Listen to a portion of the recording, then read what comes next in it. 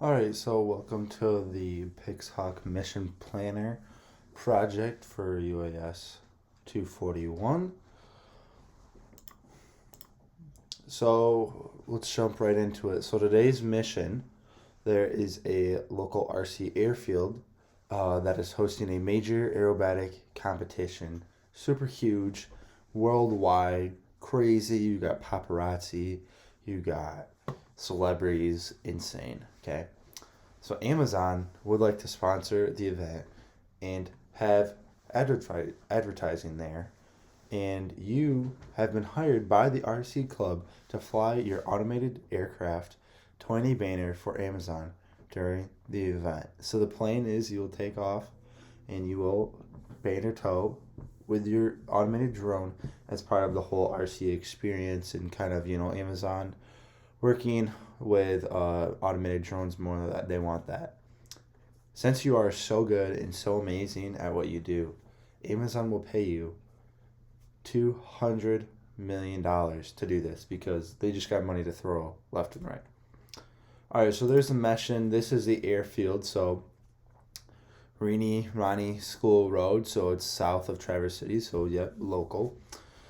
So the competition is going to happen pretty close, but you will be taking off and flying the red route right here, except the red route that is parallel to the runway because that will not be included. That's just your takeoff.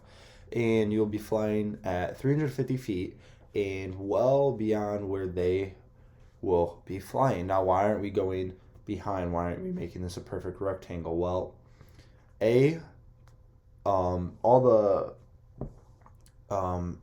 bystanders and people watching will not be facing backwards. You want the drone out in front for the advertising we can see the most, and B, there will be people coming in and out of this road, and we do not want to overfly that road, so we are not overflying people or property. So that is the plan for today's mission. Alright, so now that we are in Mission Planner, you see our airfield right there. We're inside the Class Delta, that is Cherry Capital Airport, so that is one thing to worry about. We will have to get airspace approval from Lance to be able to do this and other things that are required if that is necessary. So you see the RC field here. It's literally like so close, what is that, 100 yards or whatever to being outside of it, but yeah, so anyways, we are in the planning mode now. So first thing you're going to do is put in your first waypoint, set it to a takeoff waypoint. That altitude we will probably later change to 0 as necessary. And we're basically just going to be mapping it just like I showed on the previous slide because that is what we want to do. So that's our takeoff point. And then we're making that rectangle as I showed in the previous slide. And just like that, you can just left click on the screen and you move it how you want. You see that it pops up with the altitude. We'll change those later.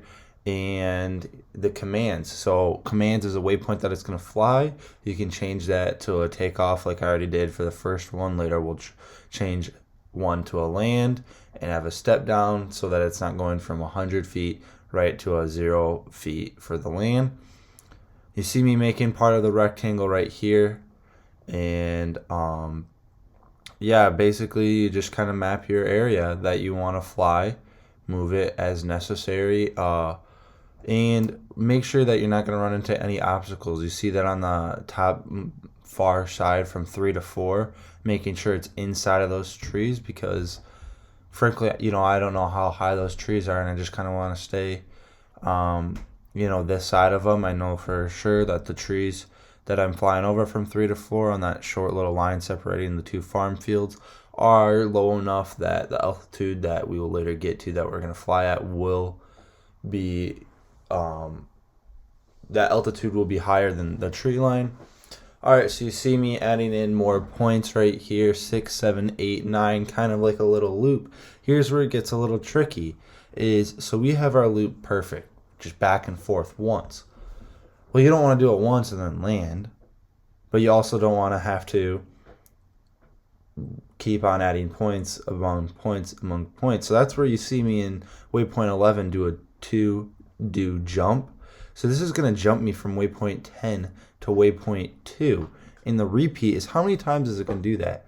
So basically it is going to repeat when it hits waypoint 10, it's going to jump to waypoint 2 15 times. So it'll do this whole, kind of rectangle pattern a total of 16 times. And then finally, after it jumps 15 times, it will come in to what I'm setting up for a left-hand traffic pattern for runway 09 or whatever that is right now. So the goal is during the event, this will be during a break time. You'd send the aircraft home and quick land, quick get it back up with a new battery or fuel or whatever it's going to be. The one we're flying is battery powered, and back up. So just making a quick pit stop. Here you can see me looking at the altitudes and, going through, all right, what am I going to set it to? So I set it to 350. Like we previously talked about, we want it to be higher so that it's not interfering with any of the traffic or the aerobatics. So all those waypoints are going to be set to 350. That's the altitude I want to fly at, but it's going to be within the Part 107 regulations. We should be able to get LANC approval for up to 400 feet AGL here. Obviously, we would want to get that and validate that before actually starting this. So yeah, just making sure going through the whole process of getting the altitudes. It's really not that hard to do at all. You just got to make sure you do it right.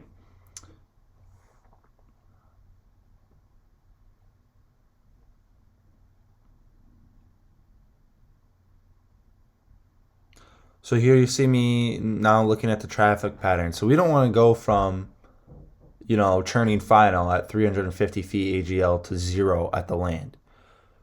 So we're definitely going to decrease our altitude throughout the pattern to make it easier on the aircraft and make a smoother transition to land and safer.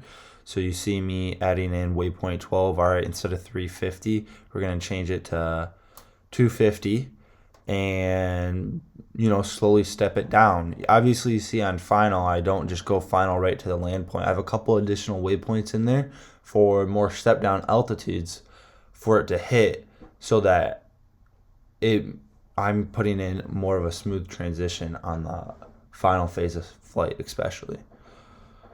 Not too specific here, just doing it, about what I think the aircraft is capable of. So from waypoint 14 to 15, we're going to drop 15 feet. From 15 to 16, we're going to drop 35 feet, and then 25 feet from 16 to 17, and 25 feet to 0 from 17 to 18.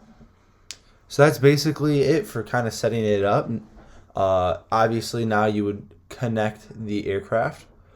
Make sure you have everything up there that's selected as needed. You'd connect it right there. All right, so this right here, we're writing the file to the aircraft, so it's on the autopilot. Then we're going to delete all the files on Mission Planner because it should be saved on the aircraft. Then we can read it, and the autopilot will read back to us what is on it so we can confirm that it is going to do what we set it up to do. All right, here's a mission monitoring tab. You can see altitude, ground speed. Change that over if you need to see it more. You got your AHRS unit right there with your meters per second and meters altitude. Obviously, your attitude indicator and heading all there. So this is what we're going to be monitoring once we throw it.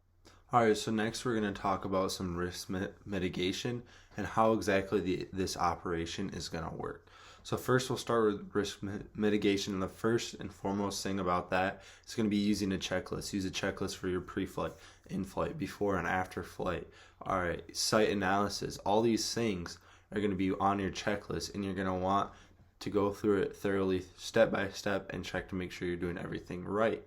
Like we've talked about in class, checklists are made for people that know the aircraft. So if you have someone new in your operating group, have them go with someone that's more experienced in the checklist and the aircraft first so that they can learn and understand and aren't doing it from scratch their first time, because that can lead to more risks and errors.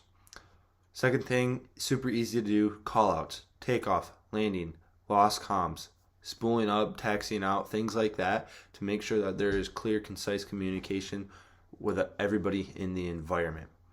We'll talk about this a little later on another slide, but CRM is a huge part of risk management. Clear, concise communication throughout the crew is vital. And again, preparing for the worst and expecting the worst. So don't just think that the autopilot is going to work all the time. Make sure you have someone that's good on the skills to be manning the radio in case they need to flip it into manual mode and be able to land it themselves. Don't get complacent. Just because it happened the last 100 times doesn't mean it's going to happen the next time. So make sure that you can think, what if this happens, what if this happens, and be able to go through those and be prepared for those situations as much as possible. As far as conducting the mission, we will have a visual observer, we will have the remote pilot in command, we will have other observers as well, making sure that the area is cleared. In this scenario, like I already talked about, we're going to be taking off once all other airplanes are down, waiting for the performance to be done, and then come down again. Making sure that everything's run smoothly is critical. Making sure that the environment is clear, the runway is clear, is critical. Once we're all ready to go, they will click the remote pilot in command will launch the airplane manually, flip it into automated mode, and then throughout that it will be watched on the computer and mission planner like we already went through. So we've already talked a lot about the crew resource management aspects. I even mentioned it, but for CRM we're going to focus mainly on communication processes, individuals' jobs and responsibilities, and the goal and plan for the mission. So the communication process, like we already talked about, clear, concise communication throughout all team members, making sure that everybody can hear and understand what people are saying. We all speak the same language, but some things might get confused as far as sarcasm and things like that. So keeping that at a minimal so that we can prevent incidents is crucial. For individuals' jobs and responsibility, making sure everybody knows exactly what they need to do, so that if so that there's never an instance where nobody is taking responsibility for an action that isn't occurring. And then the goal and plan for the mission, making sure that everybody knows what the goal is. For today's mission, the goal is to advertise for Amazon and do banner towing around the premises of the facility. Alright, so to close out, before any mission, you want to have a safety briefing with your crew. Gather your crew around you, and as a remote pilot in command or the leader of the group, make sure that everybody knows their job. Okay. So I'm remote pilot in command. I'll be the one taking off. I'll be the one monitoring the aircraft at all times to make sure that if anything I deem necessary is a hazard, I can flip it back into manual mode and safely have the stick skills to land it. We will have someone operating the computer and watching that for the takeoff flags and throughout flight, making sure that they don't notice anything going wrong on mission planner that could lead to a hazard. If they do see something, say something. That goes to anybody in the crew. If you see something, even if you're not sure, it doesn't hurt to say something. So making sure that there's clear, concise communication. For the visual observers, we will have one watching the airplane and a couple more watching the environment, making sure that and double checking with each other that everybody is down from the aerobatics, and shouting that to the remote pilot and shouting that out loud so that everybody in the crew is aware of the situation and what's going on. So making sure that you speak loud, making sure that beforehand everybody can hear you clear and concise so that there isn't any issues of people not understanding you. So if there is a hazard to occur, we all know how to handle it.